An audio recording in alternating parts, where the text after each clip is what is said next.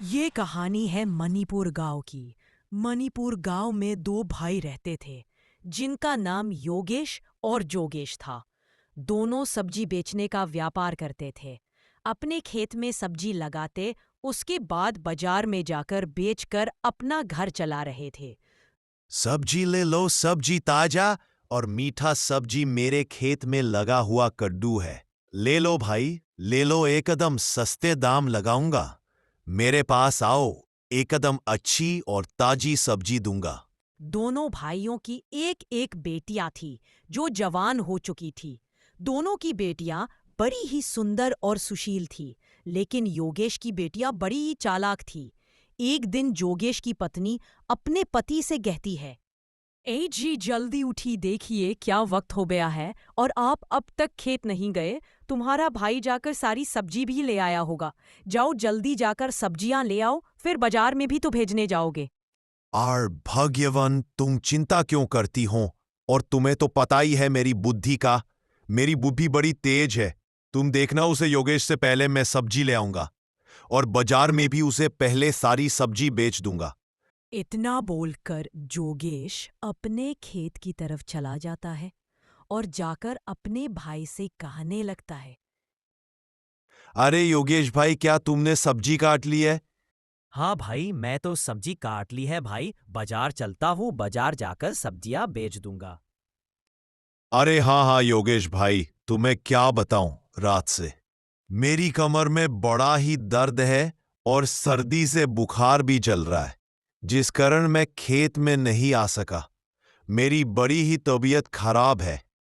तुम एक काम क्यों नहीं करते, अपनी सब्जियां मुझे दे दो, या सब्जियों में जाकर बाजार भेजाऊं और तुम तब तक और सब्जियां काट कर ले आना। और वैसे भी तुमने भेजी, मैंने बेची, एक ही तो बात है। योगेश बिना कुछ कहे अपने भाई की सब्जी की टोकरी उठा लेता है और लेकर बाजार की तरफ निकल जाता है। योगेश जाकर वह सब्जी बाजार में बेचनी शुरू कर देता है। उधर योगेश को खेत में काम करते दोपहर हो जाती है। योगेश खेत में काम करते हुए सोचता है, मुझे नहीं लगता अब बाजार में कुछ बिक्री हो पाएगी, क्योंकि समय भी बहुत ज्यादा हो गया है। क्यों न मैं गांव-गांव जाकर सब्जी बेचें? हाँ, या बिल्कुल सही रहेगा, मुझे गांव-गांव जाकर ही सब्जी बेचनी पड़ेगी, तभी मुझे कुछ अच्छे धनराशि मिलेगी। योगेश खेत से सब्जी कटकर गांव में बेचने के लिए चला जाता है और आवाज देकर सबको बुलाने लगता है। सब्जी ले लो, सब्जी ताज़ा और एकदम फ्रेश सब्जी, बिना किसी केमिकल के बनी सब्जी ले लो। भैया गोभी क्या भाव दे रहे हैं? 1 किलो गोभी कर दो, लेकिन मैं 5 रुपए किलो ही लूंगी। सब्जी नहीं नहीं बहन जी, 5 किलो आप कुछ नहीं आता, तुम्हें तो पता ही है कितनी महंगाई हो गई है। देख लो भैया, आपकी मर्जी है। अच्छा ठीक है, दे देता हूँ, लेकिन बहन जी मुझे इसमें कुछ भी नहीं बच रहा।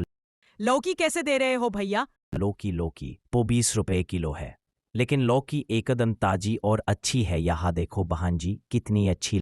20 रुपए किलो नहीं, नहीं मैं 20 रुपए किलो नहीं लूंगी। मैं तो 10 रुपए ही लूंगी। वैसे भी मैंने बाजार से सब सब्जियां खरीद ली है। क्या 10 रुपए किलो? नहीं नहीं बहन जी, 10 रुपए किलो नहीं, मैं सिर्फ 15 रुपए किलो ही दे सकता हूँ। आप आए हैं सिर्फ इसीलिए ले रही हूँ। नहीं देनी है तो रहने दो, मैं सब्जी नहीं लूंगी। अच्छा ठीक है, तुम कहती हो तो 10 रुपए किलो दे देता हूँ। वैसे भी अब दिन ढलने ही वाला है, मुझे घर भी जाना है।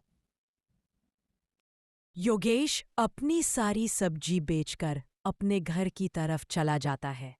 तभी योगेश की पत्नी अपने पति से कहने लगती है, खाना खा लीजिए, मैंने आपके लिए आज पनीर बनाया है। आज आपका मनपसंद खाना बनाया है। आज तो आप ज्यादा खाएंगे। और हाँ, आज तो आप बड़े ही देर से आए हैं। क्या बात है, आज आप बड़े ही थके हुए भी लग रहे हैं। हन भाग्यवान, जल्दी से खाना ले आओ, बड़ी ही भूख लगी है। सुबह से कुछ नहीं खाया और पूरा दिन हो गए कम करते करते। योगेश और उसकी पत्नी खाना खाकर आराम करने लगते हैं। दोनों कुछ ही देर बाद सो जाते हैं। कुछ दिन ऐसे ही बीत जाते हैं। एक दिन सुबह योगेश अपनी बेटी से कहता है, राधा बिटिया सुबह सुबह मंदिर जा रही हो। मंदिर जा रही हो तो मेरे लिए भी प्रसाद लेती आना। बड़े दिन हो गए प्रसाद नहीं खाया। अब हमारी राधा बिटिया बड़ी हो गई है, आपको राधा के लिए कोई अच्छा रिश्ता तलाश करना चाहिए। राधा की शादी हो जाएगी तो हम भी अपनी जिम्मेदारी से आजाद हो जाएंगे। माँ, आप कैसी बातें करती है? मुझे कोई शादी वादी नहीं करनी, मैं आपके साथ ही रहूंगी। हाँ भाग्यवान, तुमसे ही कहती हो। मैं भी राधा बिटिया के लिए कोई अच्छा रिश्ता ढूंढता हूँ। और वैसे भी मैं चल ही जाकर पंडित जी को बोला था। पंडित जी कोई अच्छा रिश्ता होगा तो हमें जरूर बताएंगे। अच्छा ठीक है पिताजी, अब मैं मंदिर होकर आती हूँ। इतना बोलकर राधा मंदिर की तरफ चली जाती है और मंदिर में जाकर आरती करने लगती है। कुछ ही देर बाद गांव के पास का एक राजा आकर मंदिर के बाहर रुक जाता है।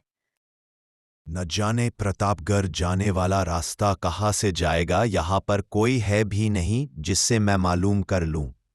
तभी कुछ देर बाद राधा भी मंदिर से आ जाती है। राधा जैसी ही राजा के पास आती है, राजा कुंवर सिंह राधा से बोलने लगते हैं। लड़की सुनो, प्रतापगढ़ जाने वाला रास्ता कौन सा है? मुझे प्रतापगढ़ जाना है, लेकिन मुझे समझ नहीं आ रहा कि आगे प्रतापगढ़ कौन सा रास्ता जाएगा। अरे हाँ हाँ, प्रतापगढ़ भी चले जाना। पहले यह तो देख लो कि मैं भी मंदिर से आ रही हूँ, आकर आरती तो ले लो।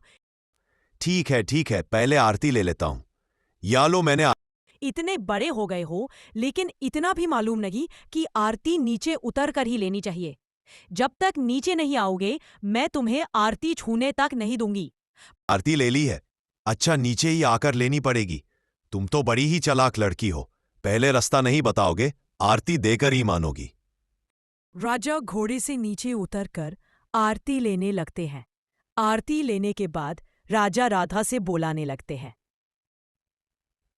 अच्छा, अब तो बता दो, प्रतापगढ़ जाने वाला रास्ता कौन सा है? मुझे प्रतापगढ़ का रास्ता नहीं पता। कब से तुमसे पूछ रहा हूं, लेकिन तुम हो कि बताने का नाम ही नहीं ले रही। प्रतापगढ़ जाना है तो किसी और से पूछो, मुझे तो पता ही नहीं कि प्रतापगढ़ है कहाँ। मैं तो आईसी गांव की ही लड़की हूँ और मैं तो कभी गांव से बाहर भी नहीं गई हूँ जो मुझे पता होगा कि प्रतापगढ़ किधर है। अच्छा ठीक है, अब हथो रास्ते में से मुझे घर भी जाना है, वैसे ही बड़ी देर हो गई है। तभी राधा के पिताजी भी साधु बाबा से मिलने के लिए आ जाते हैं। उधर योगेश की पत्नी भी अपने पति से बोलती है, मैं मंदिर जा रही हूँ, कुछ पैसे चढ़ाकर आऊंगी तो आपका काम और भी अच्छा चलेगा, और वैसे भी आजकल आपको रोज मुनाफा हो रहा है। हाँ हाँ भाग्यवान, चली जाऊं मंदिर, लेकिन 10 रुपए से ज्यादा साधु बाबा को देने की जरूरत नहीं है। इतना खर्चा करोगी तो घर कैसे चलेगा? इतना बोलकर योगेश की पत्नी भी साधु बाबा के डेरे की तरफ चली जाती है और रास्ते में जाते हुए योगेश की पत्नी को राधा राजा के पास खड़ी हुई ही नजर आती है। या देख योगेश की पत्नी राधा को चुपके चुपके देखने लगती। अच्छा, तो यह करने आती हो तुम? यहाँ मंदिर के बहाने से रोज ईसा से मिलने आती हो? आज चिल्ला चिल्ला कर सारे गांव को बुलाऊंगी। यह लो, आ गए तुम्हारे पिताजी भी। देख लो तुम्हारी बेटी क्या कर रही है। मंदिर के बहाने ईसा से मिलने आती है तुम्हारी बेटी। जी, आप क्या बोल रही हैं? ऐसा कुछ भी नहीं है। मैं इस लड़की से सिर्फ रास्ता पूछ रहा था। कौन शादी करेगा अब इसे? सारे गांव में हमारी नाक कटा दी। कोई अब शादी नहीं करेगा, सारी उम्र ऐसे कवारी बैठी रहेगी। एक राधा तुम्हारी, मैं तो पहले ही कहती थी तुमसे जल्दी इसका विवाह कर दो। हाँ ठीक है, मैं इस लड़की से शादी करने के लिए तैयार हूं। मैं इस लड़की से विवाह करूंगा।